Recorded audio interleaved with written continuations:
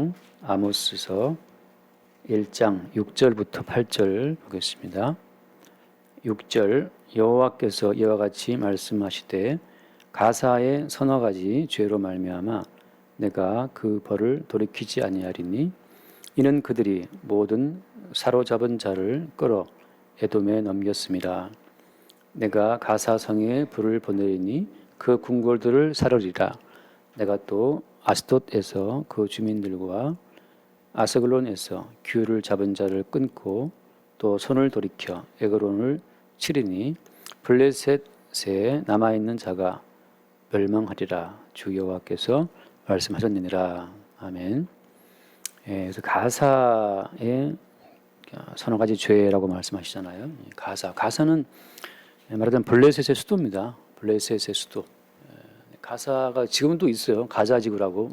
뉴스에 많이 봤죠. 가자지구.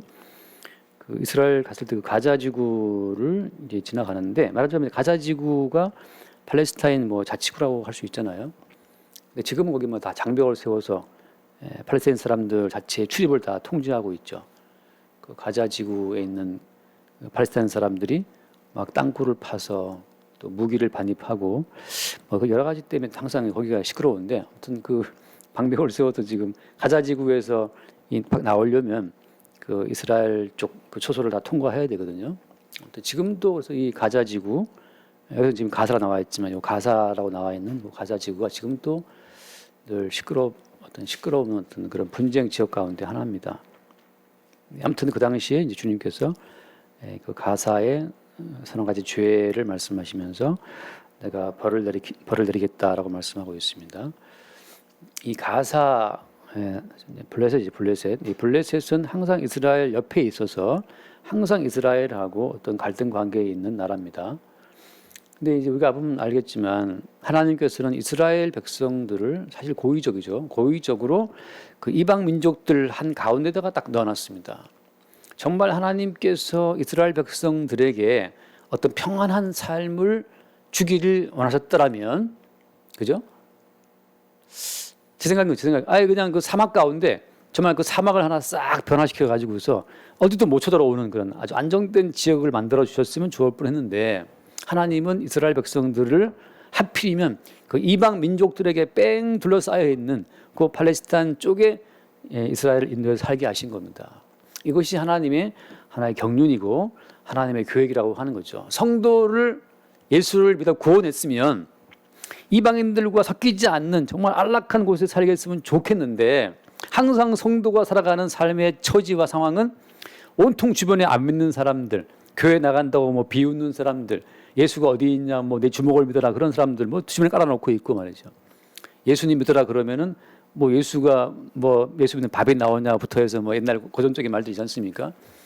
그러니까 예수 믿고 구원된 백성들을 정말 좀 편안하게 살게 했으면 좋겠는데 하필 또 안 믿는 사람하고 결혼을 시켜서 평생 싸우게 한다든지 말이지 뭐 이런 식으로 이제 예수 믿는 사람들의 그 삶의 정황이 그렇게 편치 않는 어떤 상황이라는 사실을 우리는 성경 속에서 확인을 합니다. 자, 이게 오늘 말씀의 포인트예요. 왜 하나님께서는 애굽에서 끄집어낸 그 이스라엘을 또다시 이방 민족들 틈바구니 속에 집어넣어서 살게 하시는가라고 하는 거죠. 오늘날 예수 믿는 사람들을 좀 태평하고 좀 안락하게 살게 하시다가 천국으로 꼬린시켜주면 좋겠는데 왜 예수 믿는 사람들 주변에 온통 안 믿는 사람들을 에워싸게 만들어서, 그죠? 아니면 뭔가 우리의 속상하게 만드는 사람들을 주변에 포진을 시켜서 계속 우리를 괴롭게 하느냐라고 하는 문제가 남아 있습니다. 근데 여러분 이게 이상한 일이 아니라는 거죠. 성도가 살아가는 삶의 환경은 항상 어떤 풍파 가득한, 그죠? 풍랑이 몰아오는 바다를 건너가는 배처럼 말이죠. 풍랑 가득한 삶의 환경 속에 성도가 놓여 있다는 사실을 기억해야 됩니다. 그 왜 그러겠어요? 자, 성경적으로 말하면 하나의 징계인데 징계라고 하는 것은 뭐냐 하면 성도에게 남아있는 그 모든 불순물들을 쪽쪽 빼는 거예요. 싹 다 빼버리고 나서 은혜의 요소만 딱 남기는 게 징계거든요. 징계. 그래서 성도 입장에서는 그리스도 예수의 은총으로 구원되었다라고 말하면 그리스도 예수의 은총만 남기고 나머지 모든 요소를 매일매일 제거당하는 과정 속에 들어가는 것이 성도의 인생이고, 그것이 징계의 과정이에요. 우리가 말씀 봤다시피 히브리서 12장 말씀 한번 읽고 넘어갑시다. 히브리서 12장에 보면은 자, 우리가 예수를 믿어서 하나님의 자녀가 되었다라는 것은 이제 아들로서의 어떤 훈육 속에 들어갔다는 것으로 우리가 보면 됩니다. 히브리서 12장 5절부터 볼까요? 5절. 또 아들들에게 권하는 것 같이 히브리 12장 5절입니다. 너희에게 권면하신 말씀도 잊었도다. 일러스되 내 아들아 주의 징계하심을 경히 여기지 말며 그에게 꾸지람을 받을 때 낙심하지 말라. 주께서 그 사랑하시는 자를 징계하시고 그가 받아들이시는 아들마다 채찍질 하심이라. 여러분 참 이게 주님께서 사랑하시는 자를 어떻게 한다? 징계한다는 거죠. 징계. 왜 하냐면 제가 만약 제 아이들에게 뭔가 더러운 게 묻어 있다면 그걸 제가 닦아주고 씻어주고 제거하겠죠. 그런 것처럼 사랑하시는 아들이기 때문에 우리에게 뭔가 천국에 합당치 못한 육적인 요소들을 제거하고 씻어내고 닦아내는 과정이 따라온다는 건데 그게 징계입니다. 하나님 나라의 삶에 합당한 백성이 되도록 계속 우리 가운데 육적인 요소들을 제거하는 과정이 따라오는 게 그게 징계예요. 뭐만 남긴다? 그리스도 예수의 순도 100%의 은혜만 남기는 겁니다. 그러니까 여러분 성도 입장에서는 자기의 의로움이 나오는 순간 채찍이 날아와서 나의 인간적인 의를 잘라버립니다. 목사가 설교를 잘해서 은혜 받았겠지라고 하는 그 순간 날아와요, 채찍이. 우리가 한 것이 뭐냐? 오전에 말씀 나누고 잠깐 식사할 햄버거 먹으면서 이제 잠깐 대화했던 교제되는 그거 아닙니까? 그 사람들이 우리가 주의 이름으로 귀신을 쫓고 우리가 주의 이름으로 뭘 했다고 막 말을 할 때 이미 그들이 이 땅에서 주의 이름으로 귀신을 쫓아내는 권능을 행한 이후에 곧바로 주의 채찍을 맞고 내가 했다라고 하는 주의 이름으로 내가 했다라는 그 나라고 하는 부분이 채찍질로 징계로 인해서 그것이 제거되지 않은 상태이기 때문에 결국은 주님 보시기에서 주님과 상관이 없는 자로 판명이 이미 된 겁니다.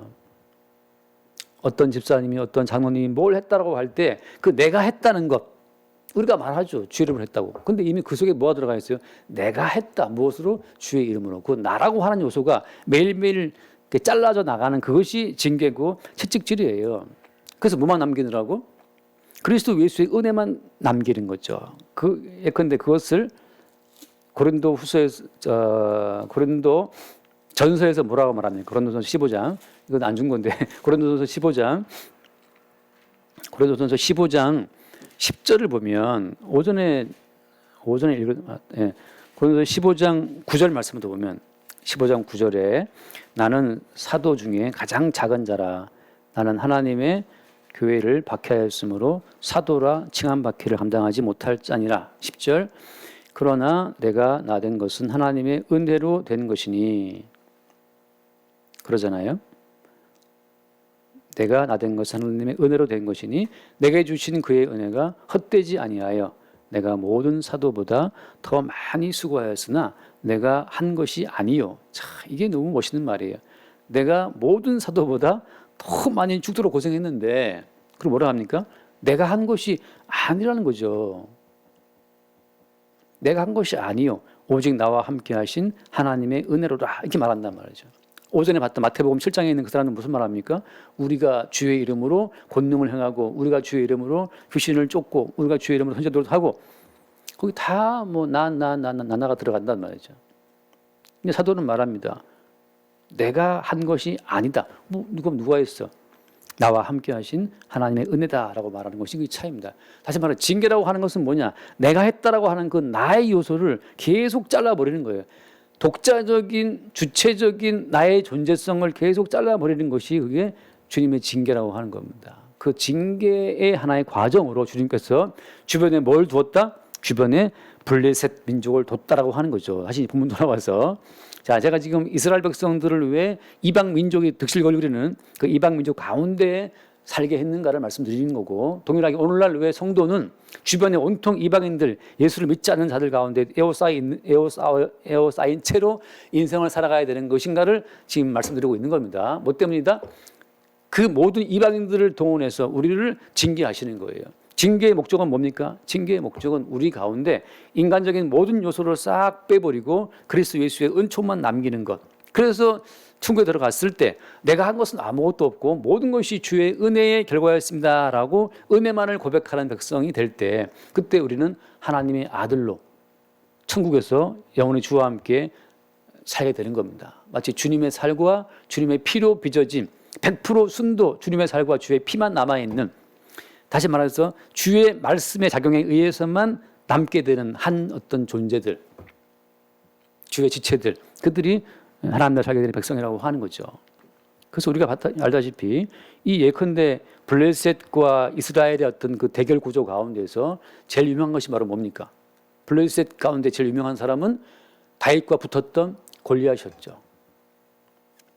블레셋이 쳐들어와서 블레셋의 그 대표적인 싸움꾼 골리앗이 나와서 이스라엘을 협박할 때 이스라엘이 다 벌벌 떨고 아무것도 못하고 있었어요. 그때 다윗이 나타나서 골리앗을 도대체 저 뭔데 할례받지 못한 개 같은 민족이 할례받은 이 약속의 민족 이스라엘을 희롱하느냐라고 해서 이제 돌 하나 갖고 이제 이맛박에 던져서 한 발에 쓰러뜨려 그러지 않습니까? 그것이 이제 블레셋과 이스라엘 붙었던 어떤 그런 전쟁 가운데 하나의 양상인데, 그 외에도 끝도 없이 이스라엘과 블레셋은 붙어요, 계속. 그 가운데 하나의 사건을 또 말씀드리겠습니다. 하나만 말씀드리면, 그거 우리가 알다시피 사사기 16장에 보면 삼손 이야기가 나오는데, 지금 제가 은혜에 대한 이야기를 하기 때문에 삼손 이야기로 좀 예를 들겠습니다. 사사기 16장.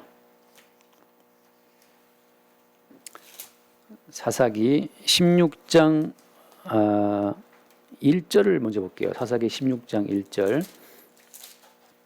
제가 너무 좀 기분 좋게 생각하는 말씀이 있어갖고 거기서 너무 저는 이 볼 때마다 좀 웃기는 장면이 나와요.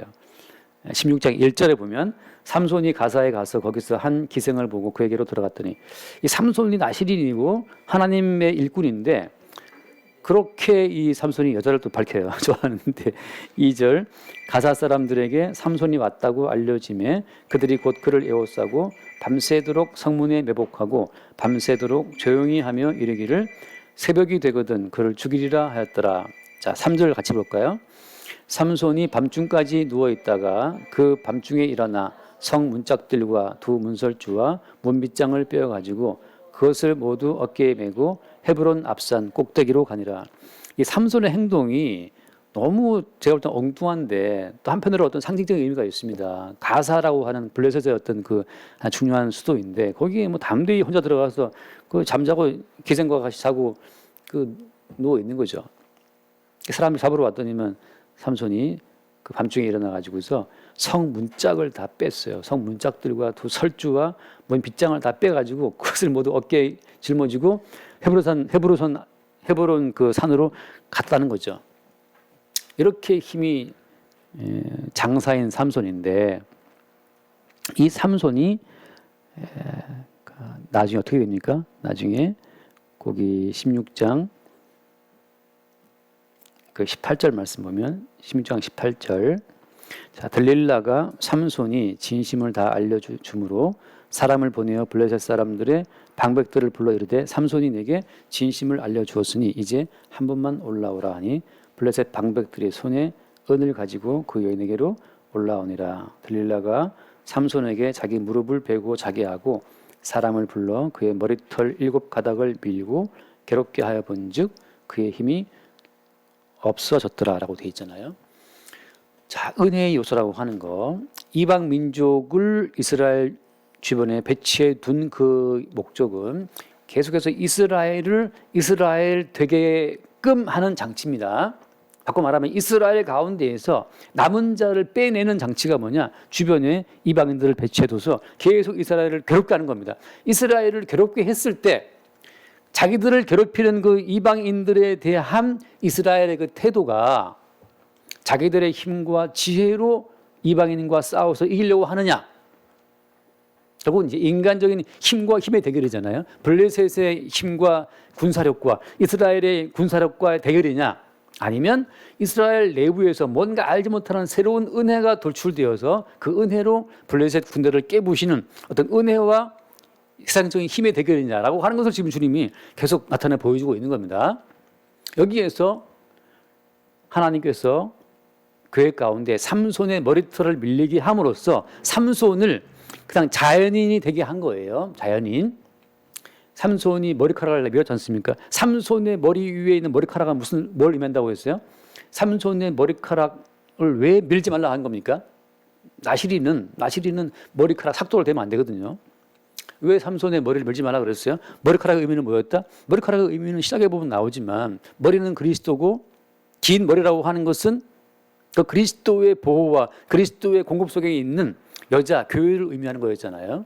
그래서 신약 성경에는 긴 머리를 대신해서 머리에 뭘 쓰게 했단 말이죠. 남자가 머리에 뭘 쓰는 것은 그건 주님 앞에 부끄러운 짓이고 남자는 그리스도의 형상이기 때문에 쓰지 않는 것이고 여자는 어떻습니까? 그 남자의 공급과 남자의 은혜와 남자의 사랑을 받고 사는 존재이기 때문에 항상 남자의 권위 속에 있다는 그 권위 아래에 있다는 걸 표시하기 위해서 머리를 기르는 거예요.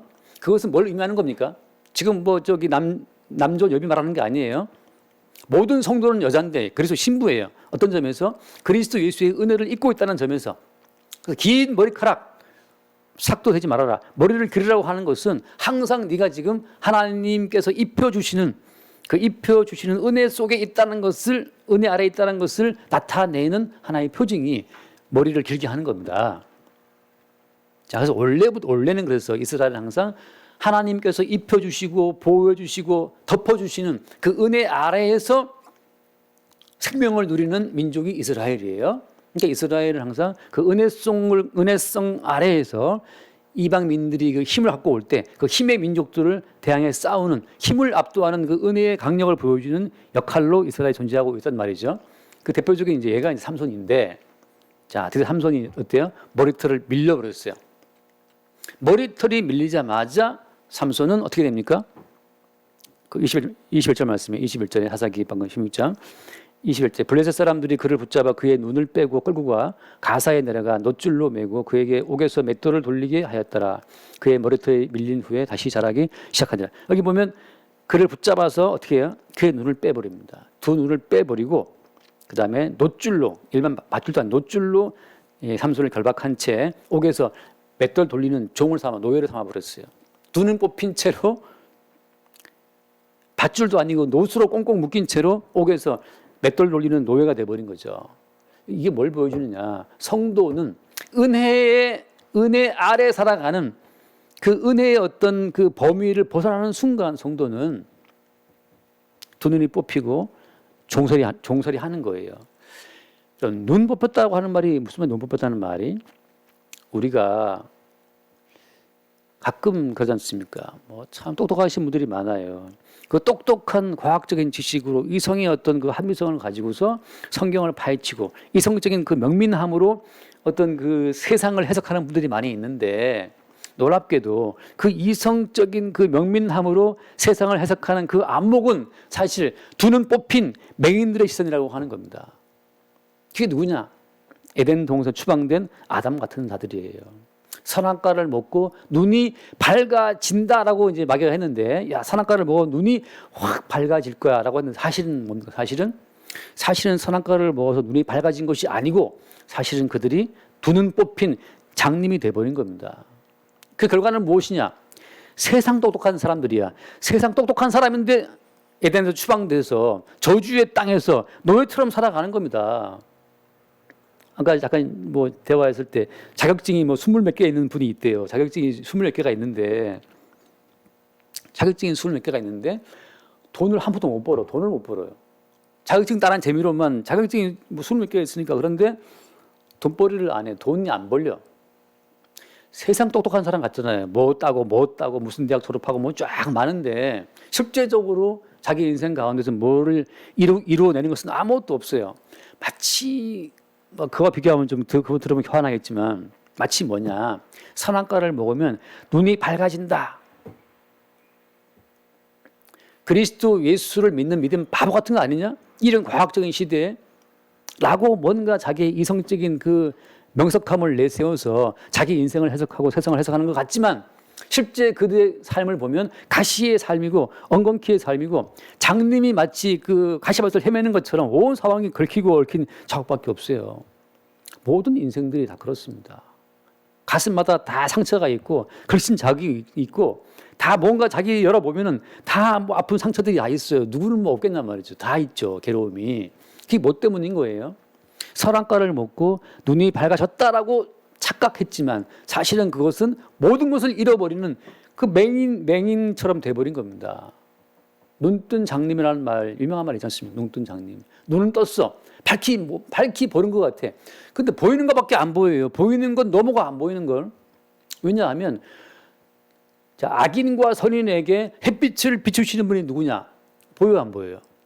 햇빛은 보이고 악인과 선인에게 비를 내리시는 분이 누구냐? 비는 보여요. 비는 보이고 햇빛은 보이지만 그 햇빛과 비 너머에서 햇빛을 주시고 비를 내리시는 하나님은 보여요, 안 보여요? 안 보여요. 이게 모든 인간들이 밝히 눈을 뜨고 세상을 봤을 때 보이는 사물은 명확히 보지만 보이지 않는 사물 배후에서 이 모든 사물을 통치하시는 주님은 전혀 인식할 수 없는, 볼 수 없는 다 맹인돼 버린 겁니다. 눈뜬 장님들이에요. 오늘 이 삼손을 통해서 블레셋과 대비시키는 이유는 뭐 때문이냐 하면, 야 이스라엘아, 너희들이 워낙에 힘이 좋고 워낙에 대단한 사람들이라 블레셋하고 싸워서 이기는 줄 아느냐? 하나님이 입혀주신, 덮어 씌워준 그 은혜의 어떤 그 하나님의 은혜의 그 머리카락을 벗기는 순간 이건 붙잡혀가고 눈을 뽑히고 맹인돼서 노예살이 하는 겁니다. 여러분, 성도는 은혜로 사는 거예요. 은혜로. 이거 뭐 그건 무슨 말입니까? 내 힘과 내 노력과 살기 위한 나의 부단한 노력으로 사는 것이 아니라니까요. 목사님 서운합니다. 나는 나름대로 살기 위해서 내가 이렇게 애쓰고 있는데 징계가 오면 도저히 내 힘과 내 지각, 내 지혜로 감당치 못할 삶의 파도가 밀려와요. 그때 우리는 압니다. 지금껏 살아온 것도 내 힘과 삶을 이기기 위한 내 노력으로 살아온 것이 아니고 은총이었구나. 징계가 오게 되면 징계는 무시무시한 파도로 덮쳐와서 도저히 우리의 힘과 능력으로는 감당할 수 없는 파도가 밀려와서 우리를 덮는 순간에 이젠 죽었다 그거예요. 제자들이 배 타고 지나갈 때 풍랑이 왔지 않습니까? 나름 잔뼈 굵은 어부들이지만 그 갈릴리 바다의 험한 폭풍을 감당할 수가 없었어요. 예수를 깨우죠.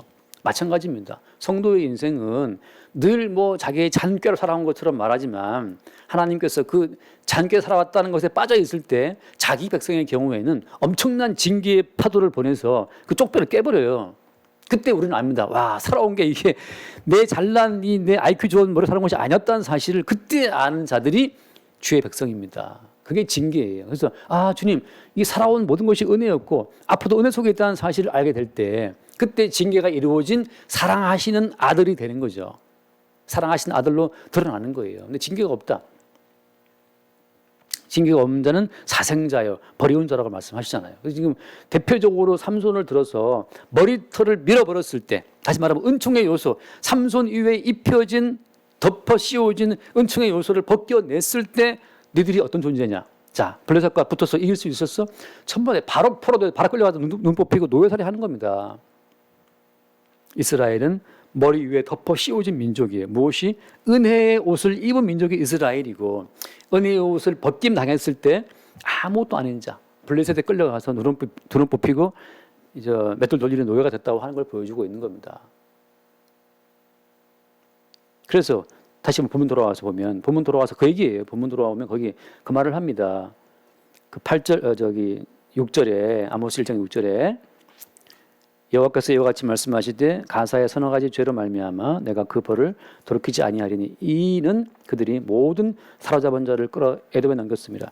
이 블레셋 사람들이 이스라엘 쳐들어와서 이스라엘의 많은 사람들을 포로 삼아서 에돔에다가 노예시장에 팔아버렸어요. 노예시장에 에돔 노예시장을 통해서 에돔 민족에다가 이 이스라엘 백성들을 다 팔아버렸다는 거죠. 누가? 블레셋 사람들이. 마치 삼손이 두름 뽑히고 노예살했던 것처럼 그렇게 이스라엘 백성들을 남겼다고 하는 거예요. 자, 하나님께서 블레셋을 들어서 이스라엘을 징계하신 결과 다시 이스라엘은 깨닫죠. 뭘 깨닫습니까? 지금껏 살아온 것도 은혜였고 우리 민족은 어쨌거나 우리의 어떤 지혜로 사는 민족이 아니고 은혜로 사는 자였다는 사실을 먼저 알게 하시고 그 다음에 이스라엘을 징계했던 블레셋을 어떻게 한다 이제 7절 말씀에 내가 가사성에 불을 보내리니 그 궁궐들을 사리겠다. 그때 다시 주님께서 그 가사성에 불을 보내서 심판을 하신다고 하는 거죠. 심판하시고 다 그 뭐 뒤에 보면 나오지만 아무튼 다 쳐서 아주 그냥 멸망시킨다고 말씀하시거든요. 이 그림이 다시 한번 말씀해요. 사사기 아까 봤는데 16장 죄송합니다. 사사기 16장 그 사사기 16장 그 뒤에 보면 삼손이 이제 어떻게 하는가 나옵니다. 머리털 자라기 시작하면서 사사기 16장 28절 16장 28절 삼손이 여호와께 부르짖어 이르되 주 여호와여 구하옵나니 나를 생각하옵소서. 하나님이여 구하옵나니 이번만 나를 강하게 하사 나의 두 눈을 뺀 블레셋 사람에게 원수를 단번에 갚게 하옵소서 하고 삼손이 집을 버틴 두 기둥 가운데 하나는 왼손으로 하나는 오른손으로 껴 의지하고 삼손이 이르되 블레셋 사람과 함께 죽기를 원하노라 하고 힘을 다하여 몸을 굽히매 그 집이 곧 무너져 그 안에 있는 모든 방백들과 온 백성에게 덮이니 삼손이 죽을 때에 죽인 자가 살았을 때에 죽인 자보다 더욱 많았더라. 그의 형제와 아버지의 온 집이 다 내려가서 그의 시체를 가지고 올라가서 소라와 에스디올 사이 그의 아버지 마노아의 장지에 장사하니라. 삼손이 이스라엘 하사로 20년 동안 지냈더라. 여러분 다시 머리카락이 자라고 다시 은혜에 대한 회복이 있을 때 그거 말하는 겁니다. 아까 봤죠? 삼손이 머리가 밀린 다음에 이제 다시 자라기 시작하니라. 성도가 하나님의 자녀가 그 징계를 받고 형편없이 무너진 그 다음에 다시 이제 은혜였구나. 지금껏 살아온 것도 은혜였고 지금껏 지낸 것도 다 은혜였다는 걸 다시 깨달으면서 다시 은혜로 돌아올 때 머리카락이 막 자라기 시작하는 것처럼 그렇게 다시 은혜로 돌아왔을 때 삼손이 살아있을 때보다 훨씬 더 많은 자를 죽이고 함께 죽죠. 성도는 주와 함께 죽는 자입니다. 무엇을 더 기대하지 않고 오늘 하루 단을 꺼서 죽는 거예요. 은혜가 오게 되면 우리는 압니다. 나는 이미 주와 함께 죽은 자라는 사실을. 내가 스스로 살기를 바라 사는 것이 아니고 주께서 다만 주의 어떤 목적을 위해서 나를 살겠다는 사실을 알게 되는 거죠. 마치 그런 것처럼 지금 오늘 주님께서 삼손을 통해서 기어이 블레셋 방백들과 수많은 사람들을 죽이게 한 것처럼 하나님께서는 은혜에 돌아온 자기 백성을 위해서 이제 그 블레셋 나라들을 심판하겠다라고 말씀하고 있는 겁니다. 그런 점에서 이제 전체 인류를 보게 되면 마찬가지입니다. 이 인류 가운데 자기 백성을 끄집어낸 그 이후에 나머지 모든 전체 인류는 하나님이 멸망시키고 다 지옥에 던져버린다는 사실을 성경에서 말해주고 있는 겁니다. 끝으로 요즘에 뭐 우리 막내가 학교에서 그 사회 시간에 사회를 좀 배우면서 요즘 항상 하는 말이 있어요. 일본 사람들 참 나쁘다. 그래서 뭐가 나쁘냐 물어보면 일본 사람들이 우리나라 뭐 주권을 뺏어갔고 특히 말하는 게 제암리 사건이거든요. 그 제암리 교회에다가 일본 사람, 우리나라 사람을 다 몰아넣고 나서 불질러 갖고 죽었다는 거죠. 그 나온 사람이 총을 쏴 죽이고 말이죠. 그래서 계속 일본은 나쁘다고 이제 그런 말을 많이 해요. 근데 일본 사람만 나쁘냐? 나라가 힘이 없으면 그렇게 괴로움 당하는 것이다. 결국은 힘과 힘의 대결인데 그러면 생각해 봅시다. 이스라엘만 착하고 블레셋은 다 나쁩니까? 지금 하나님께서 쭉 나온 이야기인데 이스라엘을 건드렸다고 지금 블레셋을 징계하시는 건데 형벌하시는 건데 블레셋은 다 나쁩니까? 이걸 한번 정리를 하고 가야 돼요.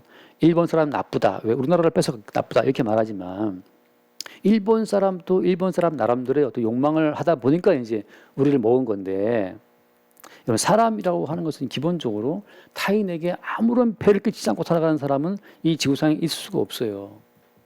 내가 대학 붙으면 누군 떨어지잖아요. 내가 취업시험 붙으면 누군 떨어진다고요. 내가 돈 벌면 누군 잃는 거예요. 내가 주식에 돈 벌면 그 누군가 주식, 다른 사람 주식을 내가 지금 돈을 갖고 온 거란 말이죠. 모든 사람은 기본적으로 자기의 선함을 주장할 수가 없는 세상에 우리가 살고 있어요. 그래서 하나님 보시기에는 모두가 다 악합니다. 모두가 다 자기 생존을 위해서 싸우고 있어요. 물론 비판하는 분들은 많이 그런 말 하죠. 그 토마스 홉스가 했던 말처럼 만인에 대한 투쟁이다. 이 세상이라고 하는 것은 끝없이 투쟁하고 살고 있는데 그런 데서 누가 옳다 그런 말할 수 있냐 말이죠. 근데 우리는 성경적으로 그걸 생각을 하고 있어야 되는 겁니다. 모든 세상은 하나님 보시기에 심판을 받아 마땅한 존재들이에요. 다만 거기에서 어떻습니까? 거기에서 하나님이 이스라엘을 선택했을 뿐입니다. 블레셋과 이스라엘 사이에 차이점은 있다 없다? 차이점은 아무것도 없고 다만 이스라엘 위에는 하나님의 은혜가 입혀진 것 외에 없어요. 그것만이 유일한 차이성입니다. 우리는 사람을 대할 때 다른 것으로 그 사람을 차별하거나 대할 필요가 없는 거예요. 일본 사람 나쁘다. 한국 사람 안 나빠요? 일본 사람은 나쁩니까? 우리도 일본처럼 힘이 있으면 글쎄 모르겠어요. 광개토 대왕도 얼마나 많은 나라를 쳐들어갔어요. 광개토 대왕도 나쁜 거예요. 광개토 대왕한테 짓밟힌 그 어떤 소집육들은 얼마나 또 그 대왕을 싫어하겠습니까? 그러나 우리는 어때요? 다른 나라 쳐들어갔던 광개토 대왕은 잘한다고 생각하고 우리를 쳐들어갔던 이토 히로부미니까 이토 히로부미는 되게 미워하고 말이죠. 그렇지 않거든요. 그래서 지금 어제 이토 히로부미를 딱 맞췄더니만 또 그래서 어떻게 그 이름을 외우고 있냐고 일본 사람 이름을. 근데 그게 하나님께서 보시기에는 광개토 대왕이든 이토 히로부미든 다 똑같아요. 똑같이 다 멸망의 새들밖에 없습니다. 유일한 차이는 뭐냐? 거기에 하나님의 은혜가 입혀 있느냐만 차이 있는 거예요. 다시 한번 말씀 읽고 마치겠습니다. 로마서 9장 말씀.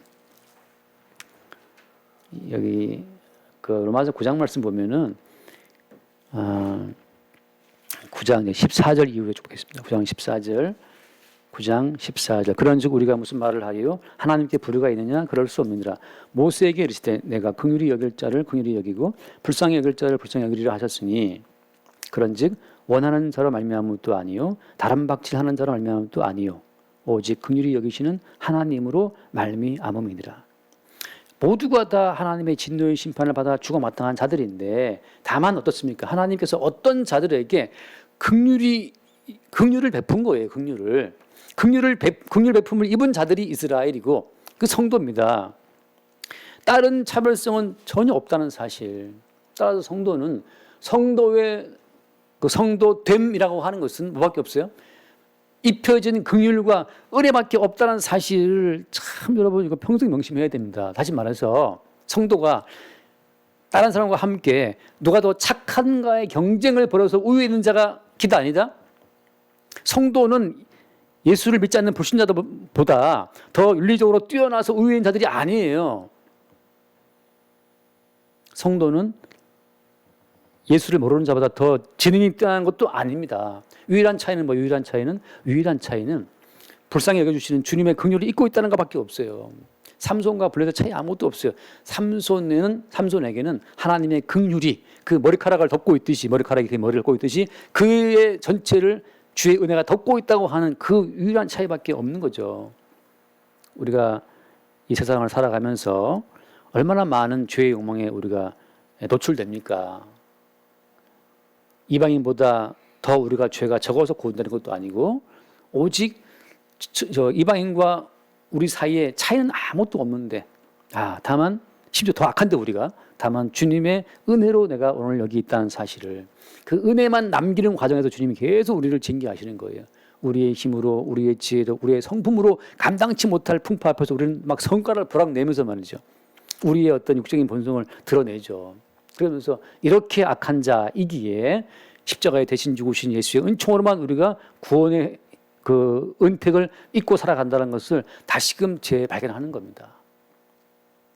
하나님 앞에 나의 나됨이 오직 은혜라고 하는 것을 고백할 때까지 주님께서는 이스라엘이 감당치 못할 어떤 이방인의 어떤 침입을 허락하시는 것처럼 오늘 또 우리 성도 가운데 성도의 지혜와 성도의 깜냥으로는 감당할 수 없는 풍파가 몰려올 때마다 주님 나로서는 이 모든 풍파를 감당할 수 없습니다. 오직 주의 은총에 의해서만 내가 여기 있다는 그 사실을 우리가 고백하게 되는 그 은총의 자리에 있게 되기를 바랍니다. 기도하겠습니다. 주님 감사합니다. 블레셋을 동원해서 끝없이 이스라엘을 괴롭히고 쳤던 역사적인 사건들을 우리가 많이 기억합니다. 주님 이 모든 이방인의 침입 앞에 오직 승리의 원동력은 우리 주께 있었음을 나타냄으로 말미암아 세상의 힘을 압도하는 은총의 위대함을 우리가 봅니다. 날마다 우리의 인생도 우리의 인간적인 힘과 지혜가 아니라 우리 위에 덮어 씌워진 주의 은총의 어떤 결과로 우리가 세상을 이기고 살아가고 있음을 매 순간 새롭게 발견하게 하여 주옵소서. 우리 주 예수 이름으로 기도드립니다. 아멘.